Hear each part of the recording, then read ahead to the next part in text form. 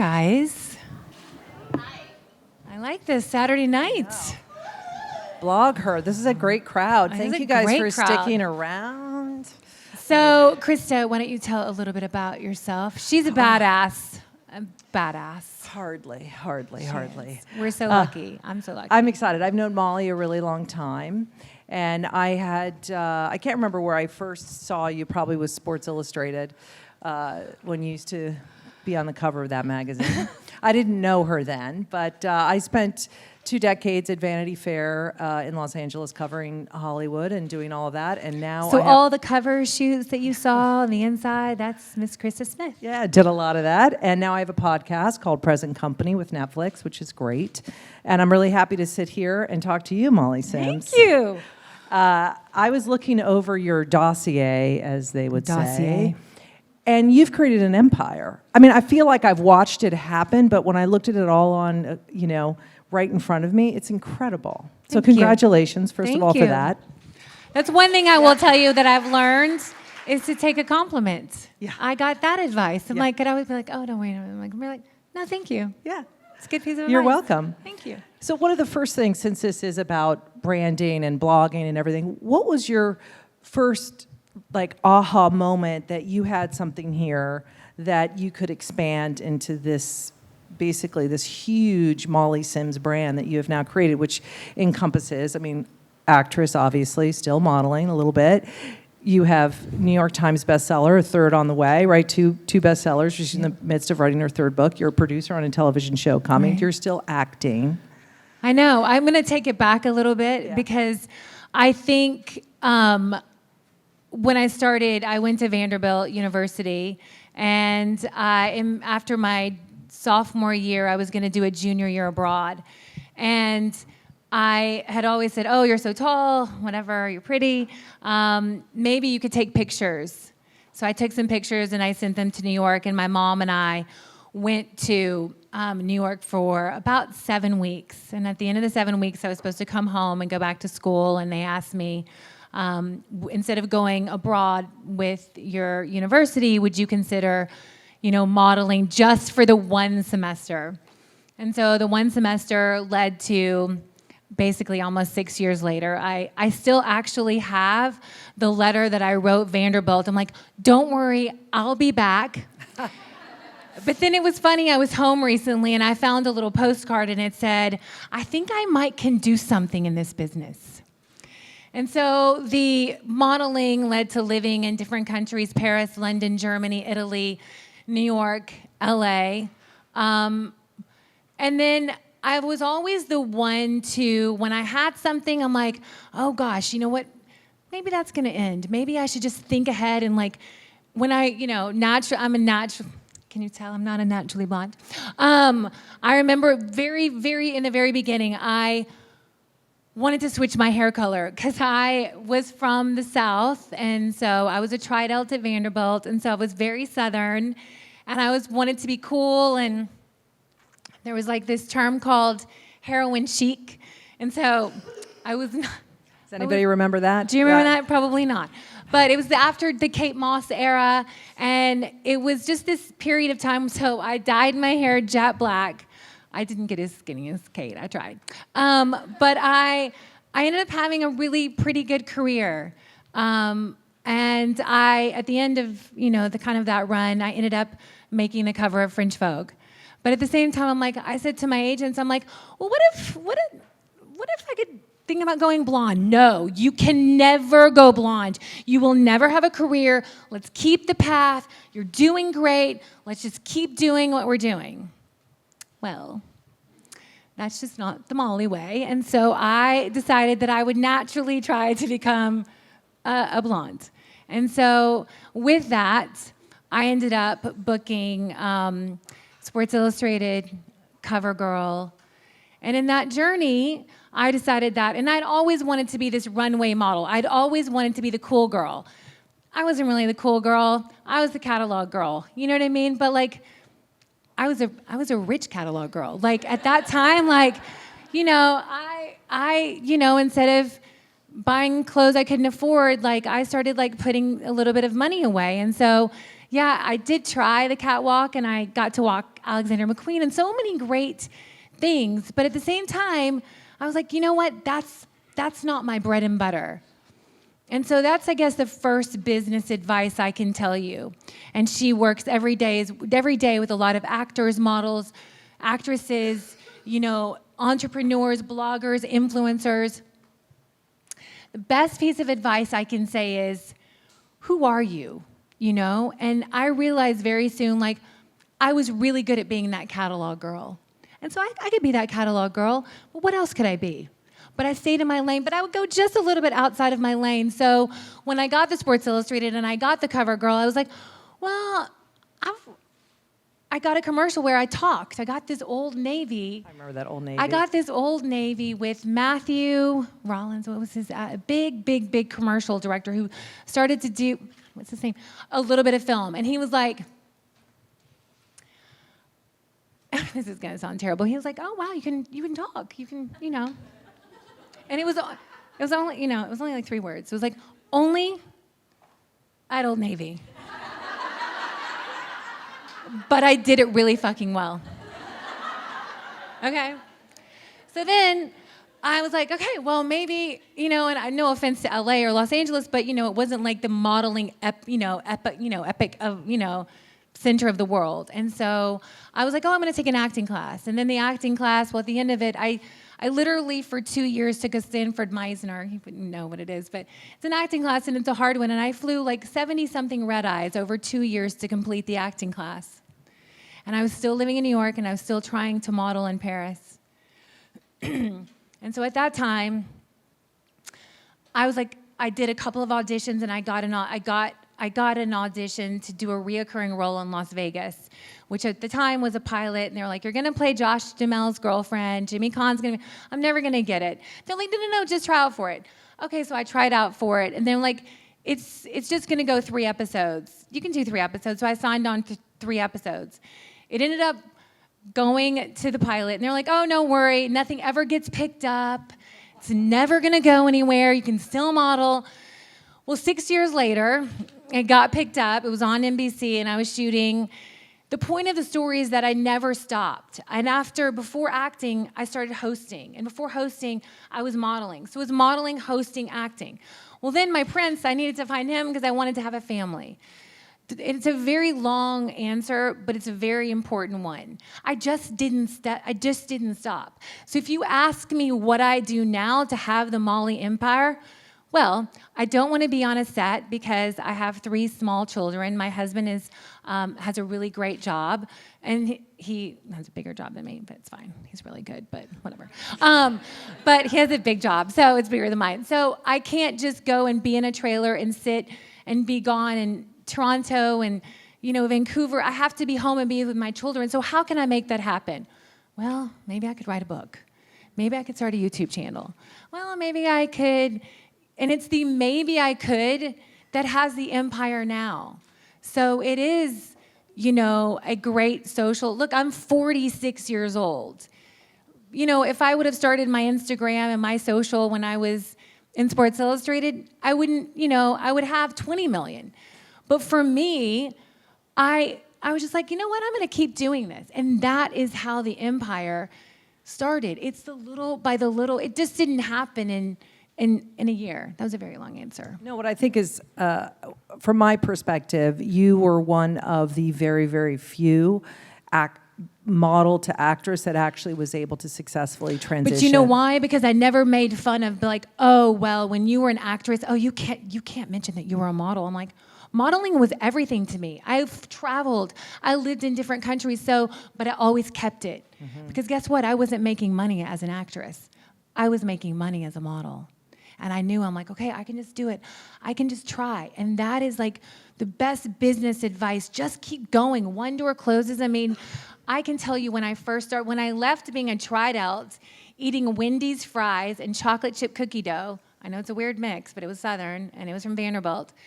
And then going to living in Germany and being told that, oh my God, you're a size 6, you're never going to make it, you're never going to get back the $767 that the agency had forwarded for my plane ticket to be there. When we work off the $700, you're going to go home.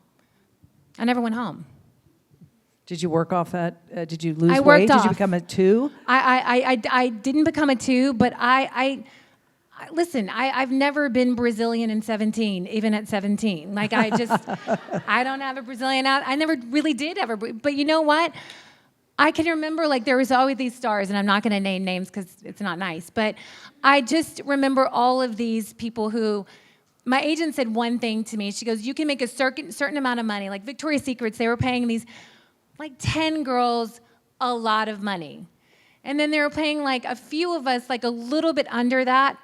But the few of us a little bit under that were working 20 out of 30 days. The girls that would only, I'm only making X amount of money.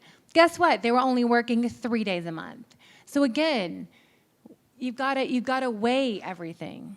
Well, to me, you've been incredibly successful about embracing every phase of your life and incorporating Molly Sims, the outside Molly Sims with the inside Molly Sims. So I try. Yeah, very successful with that. And with the stuff with your 3 children, you've just brought that along too. Yeah, it's a way that I can be with my kids, be relevant. And I love what I do. I love sitting here. I mean, maybe not on a Saturday night, but I love sitting here talking to you guys. Like, she was in the corner, Krista was saying, look at these hopeful faces. Like, you are my audience. You know what I mean? I've grown up with some of you from House of Style. I mean, I know a lot of you are a lot younger than the 2 of us up here. But again, like, I love what I do. I'm a very curious person. I always have been. I've been that kid who was like, wait, what is that? What are you wearing? How did you do your hair? Oh my God, I need that, Well, we were talking earlier about the importance of always asking questions. And some of the things that I found working with younger people is they don't know what they don't know. And I feel like we could go down that road of, back in the day when we were, grinding it out in the fields, right? But it's not quite true. But it is very important, and like you said, to ask questions and know what you don't know and not be afraid to ask. Yeah, and I mean, it can be, and I recently started kind of putting my money where my mouth is and investing mainly with female-founded companies, investing and actually putting my own money in, but also backing this company, using my face, using my will, using my network, like really backing a few of these companies that I believe in. And that's really empowering to be able to do that and to, go ahead. I was just going to say, let's talk about that, because how does someone get your attention? Like, what are you looking for? How do you know, or why what does someone present to you? Is it the product? Is it the people behind the product for you to give your time, money, and energy? So I have a great team. It's just not me. Ashley Gasparian is here. We have a great team of people who work with me, and I try products, and I do all of the things that you guys don't see behind. I test things. I look at things. Authenticity is everything to me. The one thing that I have been able to do well in my brand is that I've been authentic. So if someone pitches me something and I truly don't think that is my consumer or that is my customer or that is my friend, like I say no. Even if it's a shit ton of money, it may be okay. But I normally, for the most part, I say no. And no is hard to do when it's like, but I'm not going to be good for your brand. So authenticity, does it match me? Am I interested in it? Can I naturally work it into my life? Like, I just recently, invested in a CBD company. If you know me, I'm not your hippie. I try to be Earth Mama Angel, but I'm just not that. But because my mom's very sick, and I had gotten, I'd gone to Urban Trees and thought I was getting arrested, but to get her some CBD products, and my mentor, who is Lee Kilton Smith, she's a big actor. She's a big acting. She's an oh my God, I can't even think of she's acting coach. She works with Jennifer Aniston. She works with 1 million people.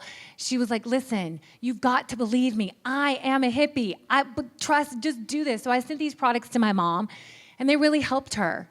And then randomly, these two women came in, and I got to be honest with you, my manager and I were like, we're not going to invest. I'm like, it's like, no, it's not. It doesn't match the brand. But then they sent me the product. And I'm like, wait a second, it really helps my mom. But then I liked these two women. I'm like, and I saw what it did for me. And then, heck, now I invested in it. Now I'm like the face. So you never know. But the one thing I can say is make it authentic. Be truthful to your brand. Because I could be you in the front row with the purple hair. I can try that. It's like dating. I could try to be with a guy and pretend I love Heineken. I fucking hate Heineken. I don't want to live in a trailer park. I just don't. But like I could try and I can, play that role, but it just doesn't work in business. Ultimately, it doesn't.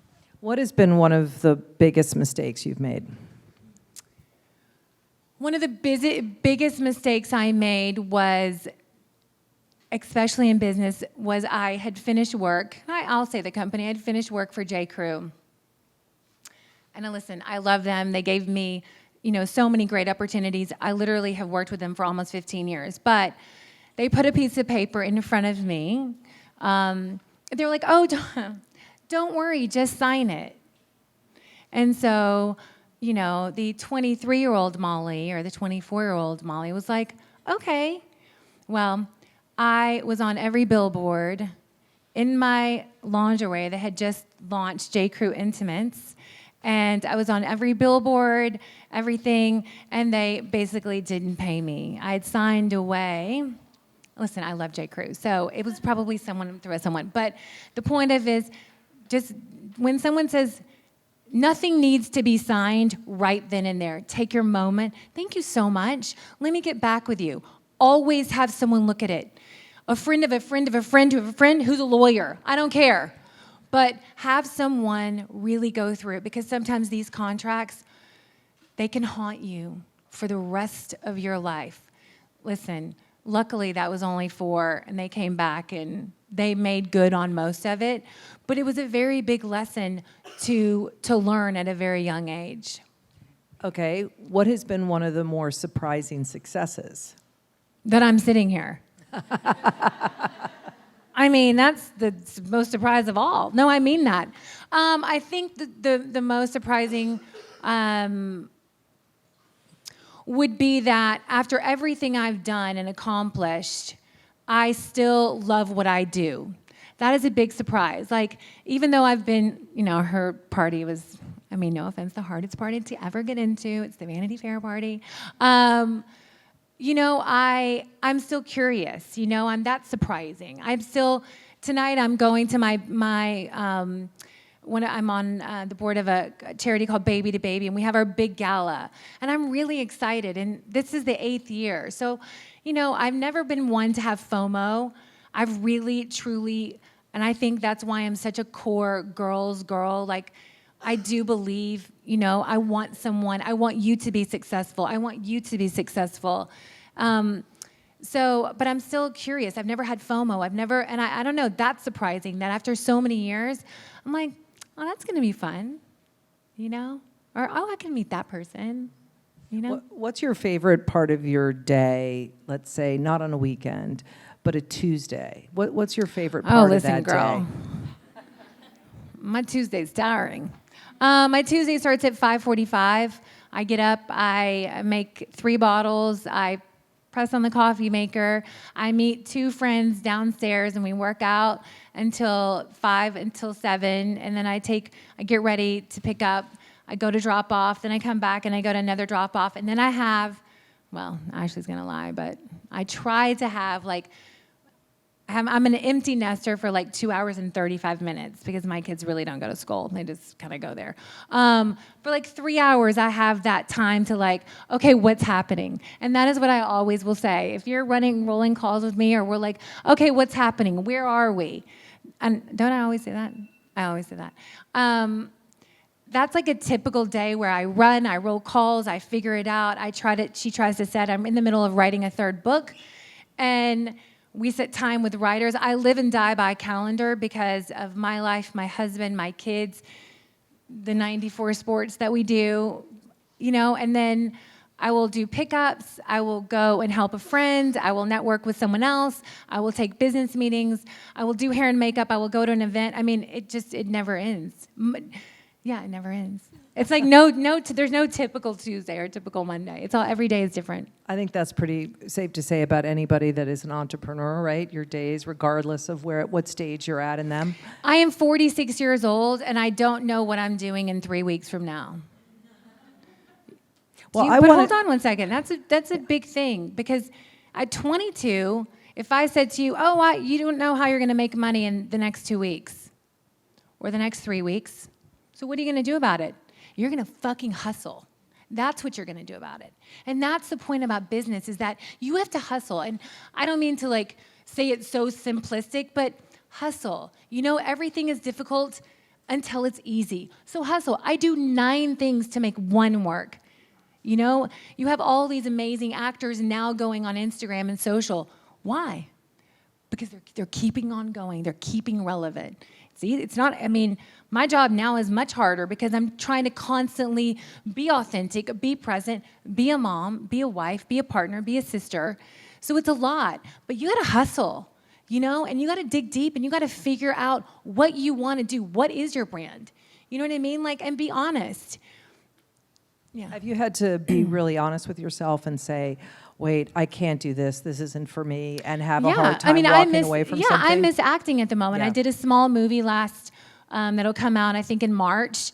I'm doing another little movie that's going to come out next year. I did a pilot, but you know, I miss acting. I really do. I miss going to a trailer. I miss Video Village. Like I miss contact with people. No, I miss real conversations. Yeah. Listen to my words, first time listening. But I do, but that is a conscious choice. But I can tell you, I made the same choice when I found my husband. It's like dating, you know, you guys, I know it's very difficult. You have so many different, but like, you want to get married. Do you want to have children? Ask those hard questions. So if you want to get married and you want to have children, make that a job, just like you do the other things. It's true. It's true. It really is true. It's true. And you weren't the best boy picker, really. I was not the best boy. I was so codependent. Here's the best advice in a boyfriend. They tell you who they are. We just don't want to listen. They're right in front of you telling, you know, you are. It's who so they are. funny I think about that. All right, so I want to talk about you, Molly, as the producer. Okay. Because I can tell you right now, I would bring anything to you, and I'd shove you in my lifeboat and be like, let's make this happen. But it's the home edit, right? Mm-hmm. Okay, so these are 2 girls that were organizing kitchens and pantries out of Nashville. No one knew who they were. You found them, and now they're going to have a show on Netflix. So I was researching for my first book, or my second book, and I needed 2 experts to give me advice to young women, moms, like, you know, how you get organized. And no one was calling us back, and so I'm like, I had found these women. I think I had found them actually on Instagram. So I cold called them, like, oh, we're in Nashville. I go, Nashville? I go, I went to Vanderbilt. She's like, oh, I just moved from LA. I'm like, listen, I'm writing a book. I would love for you guys to come out, and, you know, I'll give you the content if you will work with me and give me some advice, and I'll shoot you for the book. They're like, absolutely. I was like, okay. Didn't think anything about it. So they're in my pantry. Their name is Clea and Joanna, and they have the home edit. At that time, just to give you a little backstory, they had like 20-something thousand followers. I just looked because I have to track all their stuff. They have 1.4 today. So I'm listening to them, and they're crazy shit, and then what they're talking about in the pantry, I'm like, what are you doing, Clea? I'm like, I really like this cup. And like, you're like, this needs to go there. But the way that they start to like, you know, I just listen. And then my husband, who at the time wasn't at Netflix, he was a producer who had a deal at Universal. And I had him listen outside the pantry the next night. I'm like, or some room that we were trying to get content for. And I'm like, I'm telling you, these women have chemistry. There's something. So cut to, I said, listen, I really think you have something. Like, I know you're amazing organizers, but I think you could be like a real, like, not only a brand, but like a personality. And so I got them an agent. I put them in front of WME, William Morris Endeavor, and they signed. And then I said to them, okay, I love, reality, but like that's not my thing. And so we partnered. And then we ended up pitching to Reese Witherspoon's company, Hello Sunshine. At that time, she had a deal. And she bought 6 or 8 episodes of the home edit called, I think, Master of the Mess. And that was about 18 months ago. And so we shot it. Unfortunately, her deal, it just expired and it went away. So we re-got it, banded together, and Reese and Hello Sunshine and Charlotte and Cynthia and Tom and I all came together and we pitched to Netflix, and we got an 8-episode pickup on Netflix for them. So, listen, it's I don't know. I just saw something. Like sometimes you can't not. I couldn't make that chemistry in casting, and I really feel like it's going to be amazing because they're amazing and they're in it. And we were talking earlier about now I'm not the talent, so I'm the role of the producer, and no one's ever happy. Let me tell you, no one's ever happy. But it's fun. I'll ask I'll ask my husband for advice. I've asked Krista for advice. I'll ask people, I'm like, wait, can I say that to them? Or can I say this to that person? Or wait, I disagree with the showrunner. Or listen, I don't love the couch. Like the couch looks shabby chic. I want it to be more modern, more on brand. So that has been a different role.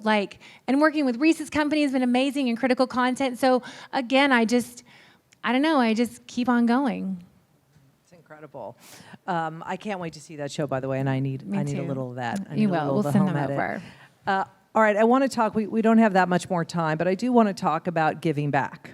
Right. Because I feel like we get so distracted and we're in our own loop trying to make things happen, trying to work towards a goal. We get very myopic and very focused, especially in this world that all of you inhabit, and you inhabit too, just like making it work.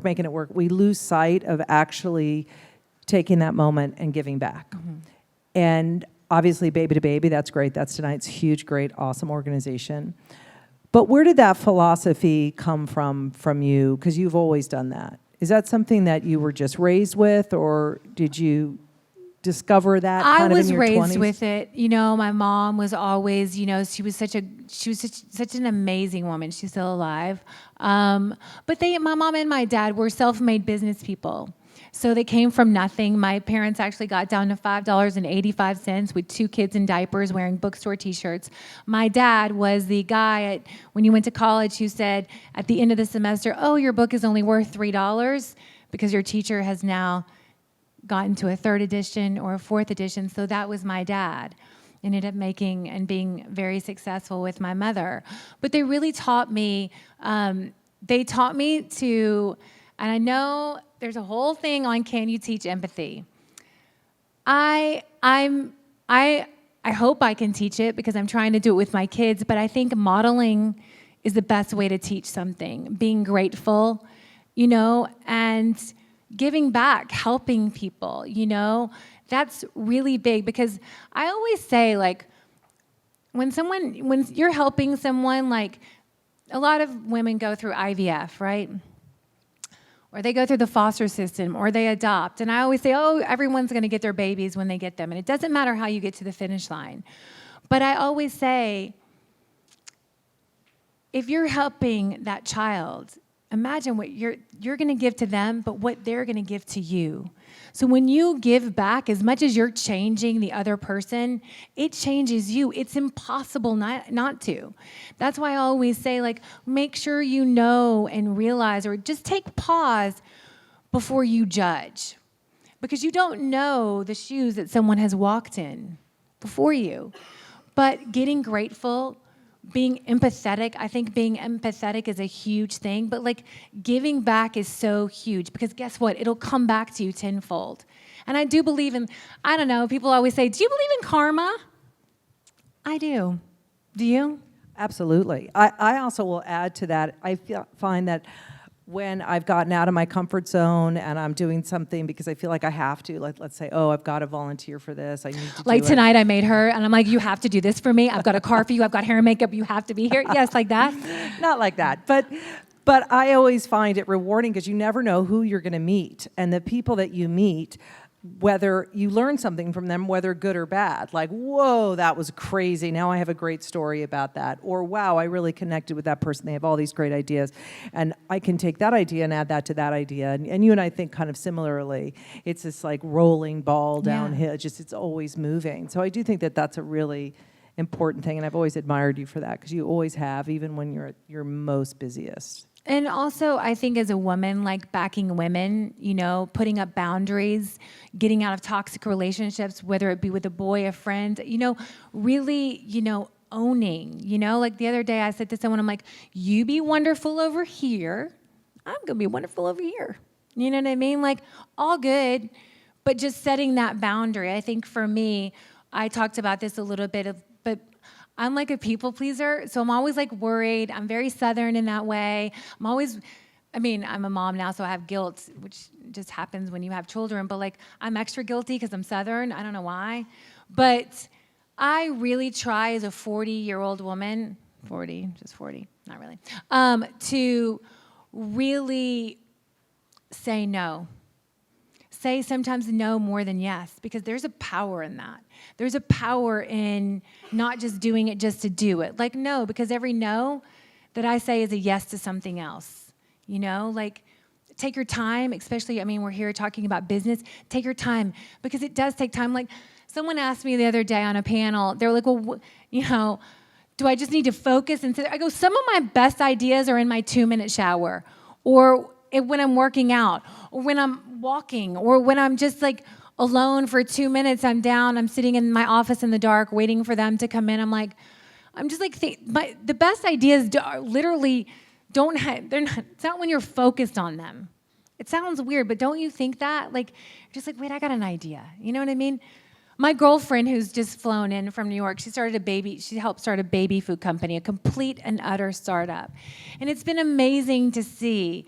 And I always say to women and men, and Krista, she just left Vanity Fair after so many years. Even at our age, be okay with pivoting. Be okay with change. I hate change. I hate change. But with change has brought the best, things in my life, being decisive. We talked about that a little bit in the car. Indecision, it's the worst decision you'll ever make. I know a lot of my friends can't make a decision. We can't do work together because they can't make a decision. They can't pick a couch color, much less make a decision about money.